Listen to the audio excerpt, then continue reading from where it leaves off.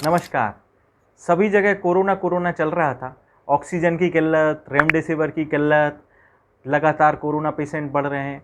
उसी बीच हम देखते हैं कि न्यूज़ चैनल्स पर इज़राइल, हमास और गाज़ा पट्टी और सोशल मीडिया पर भारत में ट्विटर पर भी लगातार ट्रेंड होने लगा इज़राइल और गाज़ा पट्टी का जो युद्ध है। तो लगातार एकदम से हम देखते हैं कि न्यूज़ चैनल से लेके, मीडिया से लेके, सोशल मीडिया, ट्विटर, सभी पर खबर बदली और इज़राइल और गाज़ा पट्टी का युद्ध जो चल रहा था वो दिखाने लगे।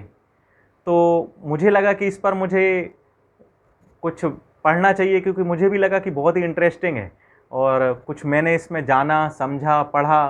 और आप लोगों को जो भी मैंने सब रिसर्च की है, पढ़ाई की है, ये आप लोग के साथ बताने की कोशिश। लड़ाई देख रहे हैं, ये लड़ाई अभी की नहीं है, ये लड़ाई 2000 सन पूर्व से चली आ रही है, जब यरूशलेम में यहूदी रहा करते थे और यहूदियों का जो धर्म स्थल हुआ करता था वो यरूशलेम में हुआ करता था। उनके जो पूर्वज रहा करते थे, उनका पहला जो धार्मिक स्थल था, उसे मंदिर बोल सकते हैं, वो यरूशलेम में था।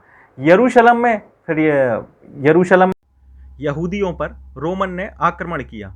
रोमन के आक्रमण करने के बाद यहूदी को मारा, खदेड़ा और वो विश्व के अलग अलग देशों में रहने को मजबूर हुए। यहूदियों ने अलग अलग देशों की शरण ली। उसके बाद रोमन्स के बाद मुस्लिम आए, भी आए।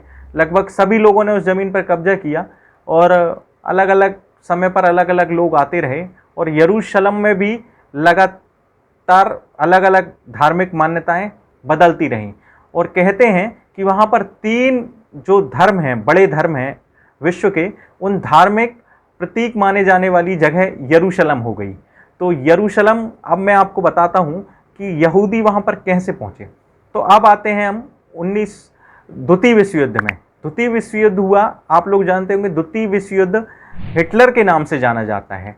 हिटलर जिसने करोड़ों लोगों की जान ली, और हिटलर यहूदियों से इतनी ज़्यादा नफरत करता था कि उन्हें बंद कमरे में, ऐसा मैंने पढ़ा कि बंद कमरे में यहूदियों को डालकर और जहरीली गैस छोड़ देता था और लाखों यहूदियों की जान चली गई। और ये सारा जो प्रकरण है, ये सब उस समय आपको ज्ञात है कि अंग्रेजों का पूरे विश्व, पूरी धरती पर राज हुआ करता था और ब्रिटिशर्स नज़र रखे हुए थे। उन्होंने यहूदियों को ये विश्वास दिलाया कि हम आपका जो देश है यरूशलेम, उसमें आपकी पुनर्स्थापना कराएंगे और आपको वहाँ पर वापस भेजेंगे। और उन्होंने यूएन के पास एक प्रस्ताव लेकर गए कि जहाँ पर आज का फिलिस्तीनी देश है, जो यहूदी वहाँ रहा करते थे, यरूशलेम और आसपास के हिस्से को फिलिस्तीनी बोलते हैं, उस फिलिस्तीन में 60% हिस्सा फिलिस्तीनियों को दिया जाए और 40% हिस्सा जो है वो यहूदियों को दिया जाए। लेकिन जिनकी ज़मीन है, जो अब करंट में वर्तमान में जो लोग रह रहे थे, उन्हें ये स्वीकार नहीं था। फिलिस्तीनियों ने ये मानने से इनकार कर दिया। लेकिन ब्रिटिशर्स का उस समय राज हुआ करता था, तो उन्होंने वहाँ लोगों को ले जाकर और बसाना भी चालू कर दिया और वहाँ पर यहूदी रहने भी लगे। अलग अलग देशों से जाकर जो भी यहूदी थे वो अपने देश में रहने लगे और आखिरकार 1948 में उनके देश को नाम मिला इज़राइल। यहूदियों को एक देश मिला और उसका नाम इज़राइल रखा गया। और अब मैं बताऊं, इज़राइल बन तो गया, लेकिन अगर हम उस नक्शे को देखेंगे तो नक्शे में आप 60% और 40% आप जब सुनेंगे तो आपको लगेगा कि आधा हिस्सा फिलिस्तीनियों का और कुछ जो छोटा 40% का हिस्सा है वो यहूदियों का। लेकिन ऐसा नहीं था। जो बंटवारा हुआ, अब मैं आपको बंटवारे की याद दिलाऊं तो जो भारत पाकिस्तान का बंटवारा हुआ था वो भी कुछ ऐसे ही कुछ हुआ था। पूर्वी और पश्चिमी पाकिस्तान, आपका जो बांग्लादेश हो गया है, लेकिन हमारे भारत के बीच में पूर्वी और पश्चिम में पाकिस्तान हुआ करता था। वैसे ही जो फिलिस्तीन था, उसमें अगर कोई नीचे से चलना चालू करे तो पहले फिलिस्तीन आएगा, फिर इज़राइल आएगा, फिर फिलिस्तीन आएगा, फिर इज़राइल आएगा। इस तरीके से उसकी संरचना हुई। बॉर्डर की तरफ से तो चारों तरफ से हमें ऐसा लगेगा कि ये इज़राइल है, लेकिन बीच बीच में फिलिस्तीन भी था। और फिलिस्तीन लगातार संघर्ष करते रहे कि हमें ये नामंजूर है, और वो लगातार लड़ाई भी लड़ते रहे। और यरूशलेम को उन्होंने केंद्र बनाया। यरूशलेम को मैंने आपको शुरुआत में ही बताया था कि यरूशलेम में 3 धर्मों की मान्यताओं का प्रतीक है, क्योंकि 2000 सालों के बाद अलग अलग धर्मों ने वहां पर अपने धर्म स्थल बनाए। अब जो मुस्लिम्स थे जो अभी फिलिस्तीनी हैं वो मुस्लिम्स हैं। तो मुस्लिम्स जो मक्का मदीना इनके दो पवित्र स्थल हैं। इसके बाद तीसरा पवित्र स्थल इन्होंने अल-अक़सा मस्जिद का वहां पर जो निर्माण हुआ था उसे वो तीसरा पवित्र स्थल मानते हैं। किसको?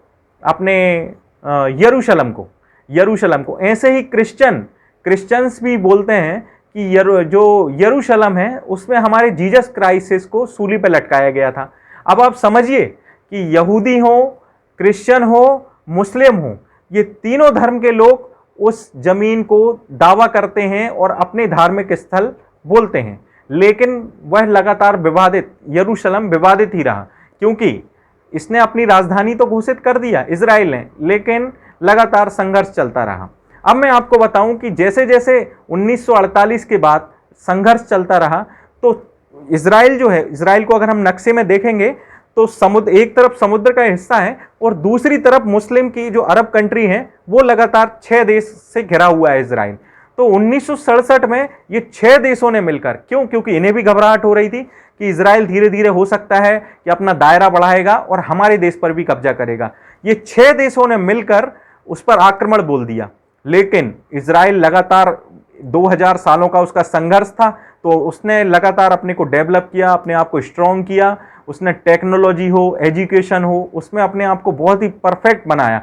और 1967 में किसी को मालूम भी नहीं था कि उसने अपनी नेवी तैयार कर ली थी, थल सेना तैयार कर ली थी और एक से एक मिसाइल का निर्माण कर लिया था कि 1967 में जब 6 देश मिलके आए तो उसने 6 दिन में ही 6 को धूल चटा दी। आप सोचिए, जो अरब देश थे उन सभी 6 देशों को उसने परास्त कर दिया और पूरे विश्व में इजराइल एक मजबूत शक्ति के रूप में उभरा।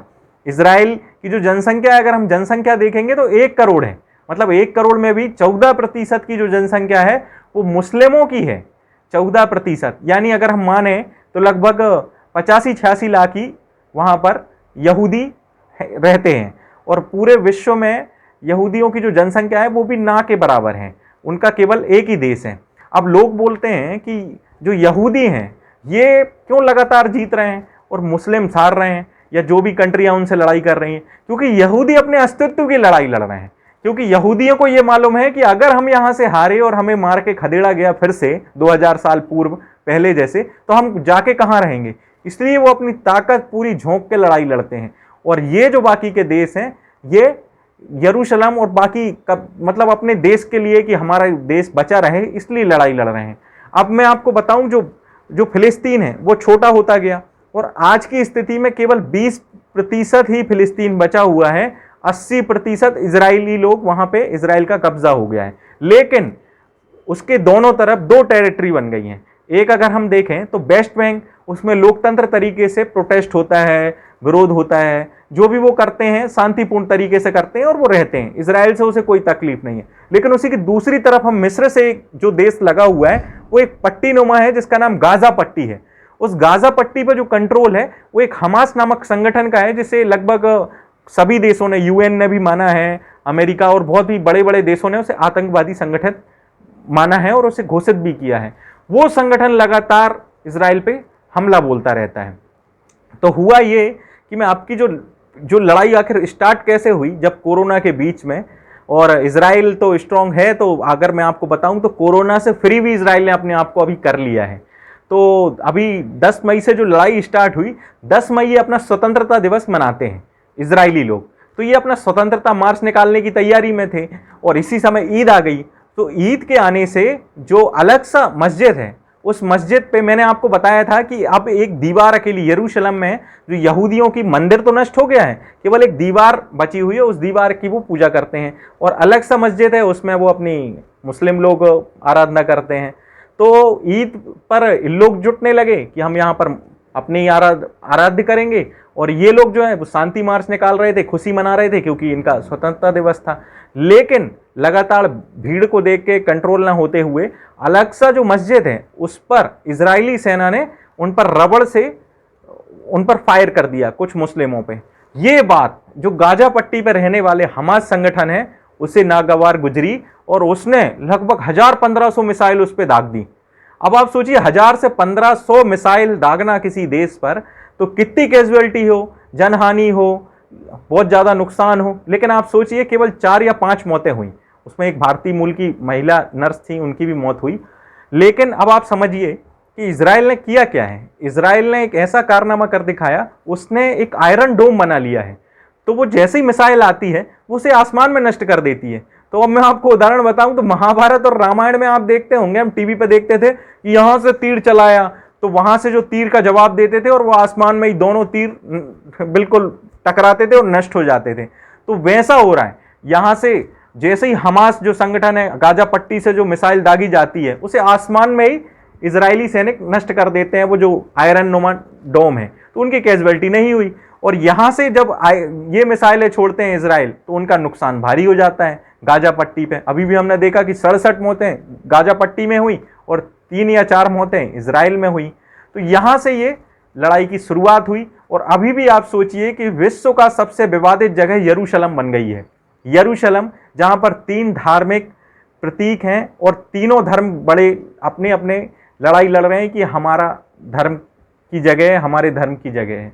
तो ये यहाँ पर लड़ाई चल रही थी। आज मैंने आपको ये सब बताया, तो मुझे ऐसा लगता है कि आगे भी बहुत सारी बातें हैं, लेकिन वीडियो लंबा हो जाता, इसलिए नहीं बता पा रहा हूँ। अगले वीडियो में ज़रूर साझा करूँगा आप लोगों से। और कमेंट बॉक्स में आप ज़रूर बताइएगा कि आप लोग को कि और कुछ भी जानकारी चाहिए हो और कोई बारे में बताएं तो कैसा लगा, या ओपिनियन अपना ज़रूर बताएं मुझे। तो कमेंट बॉक्स से मुझे पता चलता जाएगा कि ठीक जा रहा हूँ या नहीं जा रहा हूँ। बाकी आप सभी को धन्यवाद।